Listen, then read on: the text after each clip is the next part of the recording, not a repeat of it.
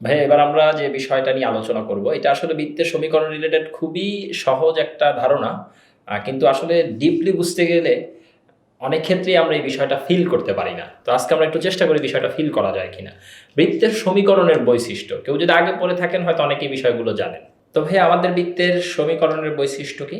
আমরা জানি আমাদের বৃত্তের স্ট্যান্ডার্ড যে ইকুয়েশনটা, সেই ইকুয়েশনটা হলো x square plus y square plus 2gx plus 2fy plus C equal to 0।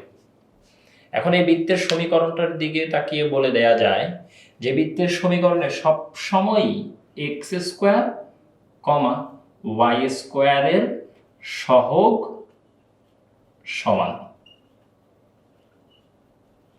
ঠিক আছে কিনা ভাইয়া? এক্স স্কোয়ার কমা ওয়াই স্কোয়ারের সহগ 1 না হয়েও অন্য কিছু হতে পারে। আমি ঠিক আগের লেকচারেই দেখিয়েছি যে এক্স স্কোয়ার ওয়াই স্কোয়ার সহগ 1 না হয়ে 2ও হতে পারে, কিন্তু সহগটা সবসময় সমান হতে হবে। এটা হচ্ছে প্রথম শর্ত। শর্ত নম্বর 2, এক্স ওয়াই পদ অনুপস্থিত। ভাই অনেকদিন আগের একটা গল্প করি। যখন আমি এইচএসসিতে পড়তাম, এখন 2020 সাল, সো অলমোস্ট এই মুহূর্ত থেকে 12 বছর আগে। কেউ যদি আরও পরে ভিডিও দেখেন তাহলে সেই সময়টাও যোগ করে নিয়েন।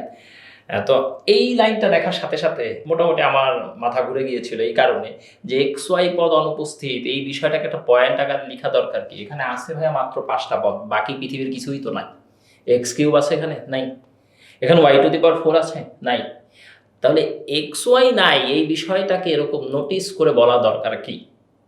তো এই বিষয়টা ভাই জানতে যে দেখা গেছে যে আমার পরবর্তীতে এই বৃত্ত সম্পর্কিত অনেক কিছু অতিরিক্ত পড়া লাগছে। তো ভাই এটা কিছুটা হায়ার কনসেপ্ট, বাট যেহেতু অনেকের মধ্যে এরকম একটা তৃষ্ণা চলে আসবে জানার জন্য যে এক্স ওয়াই পদটা কেন অনুপস্থিত এটা আমরা বুঝতে চাই, তো তাদের জন্য বেসিক্যালি এই ভিডিওটা। তো ভাই সবাই একটু খেয়াল করি, আমরা যখন একটু বড় হব তখন আমরা একটা কনসেপ্ট শিখবো, সেটাকে বলা হয় general equation of second degree. Most probably সঠিক বাংলা হবে 2 মাত্রার সাধারণ সমীকরণ। ওকে, হোয়াট এভার ইট ইজ, আমরা আগে একটু লিখে ফেলি এই সমীকরণটা। সমীকরণটা হচ্ছে অনেকটা এরকম: A X square plus 2hxy plus by square plus 2gx plus 2fy plus C equal to 0। ভাইয়া এই সমীকরণটা এতটাই শক্তিশালী যে আপনার পুরো জ্যামিতি সিলেবাসের সব কিছুকে এই সমীকরণটা একা ব্যাখ্যা করতে পারে। অর্থাৎ আপনি বৃত্ত বলেন, সরলরেখা বলেন, উপবৃত্ত, পরাবৃত্ত, অধিবৃত্ত, কৌণিক বলেন, অথবা আপনি বিন্দুর কথা বলেন, সব কিছুকে সে একা রিপ্রেজেন্ট করতে পারে। নিশ্চয়ই সবার একটু চিন্তা হচ্ছে কিভাবে রিপ্রেজেন্ট করতে পারে সে। যেমন দেখেন ভাইয়া, আমি একটা ইকুয়েশন লিখলাম 2x plus 5y minus 3 into 4x plus 6y plus 7 equal to 0। এই ইকুয়েশনের সমাধান আপনি কি বলবেন দেখেন তো? প্রথম অংশ নিয়ে যদি কাজ করেন তখন বলবেন 2x plus 5y minus 3 equal to 0, অথবা দ্বিতীয় অংশ নিয়ে যদি কাজ করি 4x plus 6y plus 7 equal to 0। এখন ভাই এই দুইটা অংশ দেখে আমরা কি বুঝতে পারতেছি যে এইটা একটা সরলরেখা এবং এটা একটা সরলরেখা।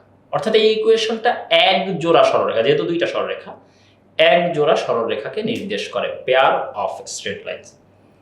এখন ভাই সবাই দেখেন, যদি এটা এরকম না থেকে এলোমেলো গুণ করে দিতাম, মানে এটার সাথে সবগুলোকে গুণ করে দিতাম, তাহলে সমীকরণটা দেখতে কিরকম হতো? আপনারা গুণ করা শুরু করেন, আমি একটু লিখছি ভাই সমীকরণটা। এখন এই গুণ করার পরের অবস্থাটা যদি সবাই খেয়াল করেন, এই অবস্থায় যদি আমি আপনাকে জিজ্ঞেস করতাম এটা কিসের সমীকরণ, আপনি কিন্তু অলমোস্ট আকাশ থেকে পড়তেন এটা কি আবার। প্রথম কথা হচ্ছে এই সমীকরণটার সাথে এটার মিল আছে অবশ্যই। এক্স স্কোয়ারের সাথে যেটা আছে 8, অর্থাৎ এর মান 8। এক্স ওয়াই এর সাথে আছে 32, 2h এর মান 32, মানে h ইকুয়াল টু কত ভাই? 16। by square, that means b এর ভ্যালু হচ্ছে 30, g এর ভ্যালু কত? 1, তারপরে f এর ভ্যালু কত? 17/2, c এর ভ্যালু -21। তাহলে আমরা একটা বিষয় যদি খেয়াল করি, একটা নির্দিষ্ট শর্ত সাপেক্ষে এই ধরনের সমীকরণ কি নির্দেশ করে? সরলরেখা নির্দেশ করে। শর্তটা একটু লিখে দিবে। শর্তটা হচ্ছে এরকম: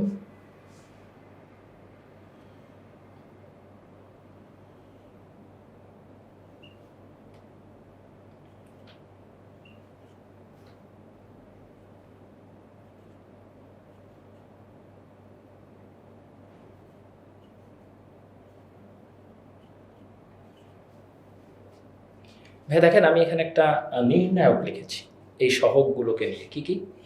প্রথমে আমি লিখেছি হচ্ছে ভাইয়া দেখেন এই কর্ণ বরাবর, এটাকে ম্যাট্রিক্স বা ডিটারমিনেন্টের কনসেপ্ট হলো মুখ্য কর্ণ বলি, এ বি সি এই সহগগুলো।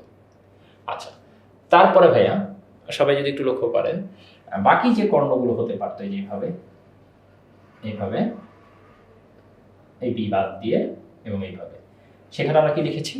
প্রথমে এই জায়গায় লিখেছি জি, তারপরে এফ এইচ, তাই তো? এই হচ্ছে বিষয়টা। তো অনেকের আবার এভাবে মনে থাকে না, তো মনে না থাকলে একটু অন্যভাবে মনে রাখতে পারি। সেটা হচ্ছে আরেকটা এরকম একটু মজার ছলে যদি মনে রাখতে চান, ভাই এই দিক আর এই দিক, এই দুই কোণায় যদি তাকান তাহলে দেখবেন জিএফসি লেখা আছে। জিএফসি একটা ফ্যানের নাম। তাহলে ভাই আমরা এই দুই কোণা দিয়ে জিএফসি ফ্যান ছেড়ে দিয়েছি, আর মাঝখানে মানুষজন কি বলছে? আহ কি বাতাস, আহ কি বাতাস। ঠিক আছে, চাইলে আমরা এরকম মজা করে এটা মনে রাখতে পারি ভাই, জাস্ট ফর ফান। আচ্ছা, এখন সবাই একটু খেয়াল করে এই শর্তটা যদি মেনে চলে তাহলে এটা কি? এক জোড়া সরল রেখা।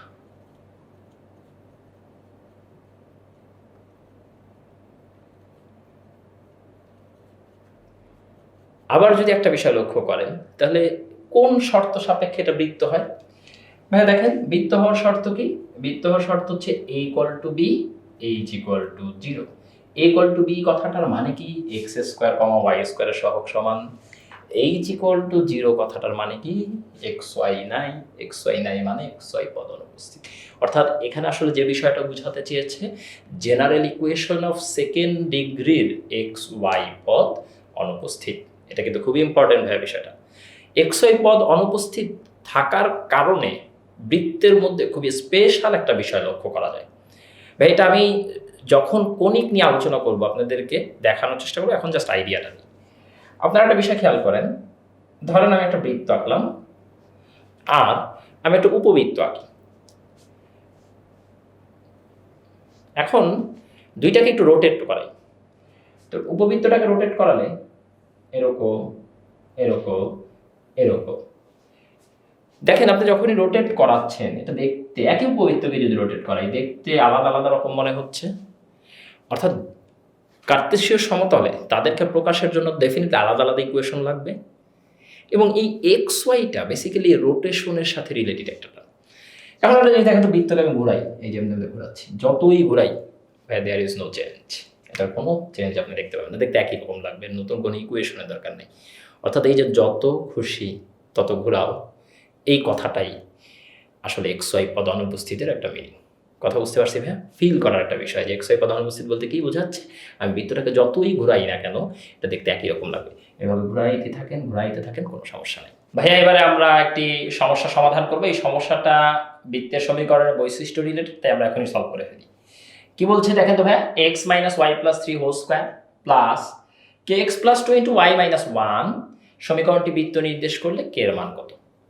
ভাই এই প্রশ্নটা কিন্তু ঢাকা বিশ্ববিদ্যালয়ের ভর্তি পরীক্ষায় এসেছে, তাই আমরা চেষ্টা করব এমন একটা কনসেপ্ট দিয়ে সলভ করতে যাতে 45 সেকেন্ডসের আগে সলভ হয়ে যায়।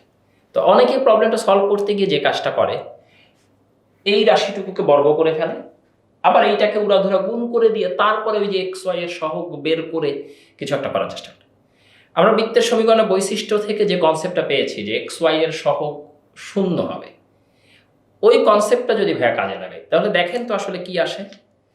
আমি একটা বিষয় জানি যে ভাই এটাকে বর্গ করলে এক্স ওয়াই সম্বলিত একটা পদই পাবো, সেটা হচ্ছে নেগেটিভ 2x ওয়াই। আপনারা একটু জানেন সবাই a plus b plus c whole স্কোয়ারের ফর্মুলা কি? অনলি একটা পদই এরকম আসবে যেটা হচ্ছে নেগেটিভ 2x ওয়াই। আচ্ছা, এবার লক্ষ্য করেন এখান থেকে এক্স ওয়াই সম্বলিত পদকে কে এক্স এর সাথে ওয়াই গুণ করলে কে এক্স ওয়াই, এই দুইটা মিলে ভাইয়া কোনোভাবে জিরো হয়ে গেলে কাজ শেষ।